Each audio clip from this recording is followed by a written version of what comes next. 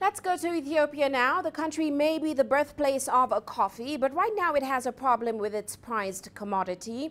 The trade war and global market jitters have sent prices there crashing, and the country is barely breaking even right now. Now, as Joel Labi reports, Ethiopia's most famous roaster is focusing more on its local customers, leaving coffee lovers abroad to find a new favorite brew.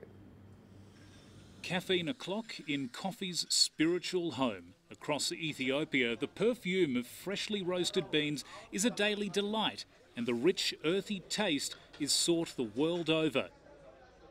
It's the nation's prized export, except at the moment, it's barely earning it money.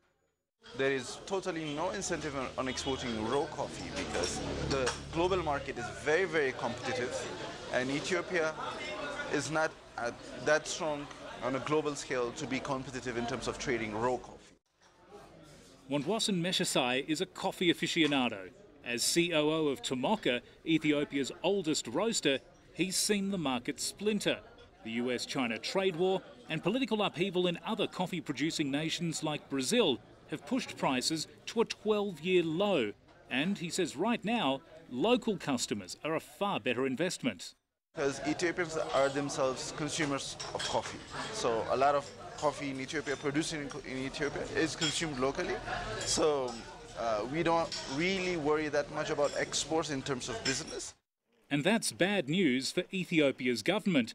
It relies on exporting its finest brew to bolster its dwindling foreign currency bankroll. But in August, it suffered a caffeine crash, with earnings of $81 million dwarfed by an even bigger import bill. At the Ethiopian Commodity Exchange, where raw beans are bought and sold like shares, the time it takes to get them from farm to cup is also a worry. This is probably the challenge from our export side, so that we couldn't deliver the coffee that we are exporting to the international market with less cost, with quality and with efficiency.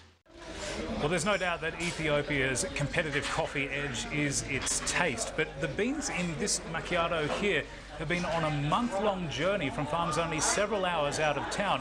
That's a mix of poor logistics and rituals as old as coffee itself, but that is a much harder story to sell globally when people want their brew right now.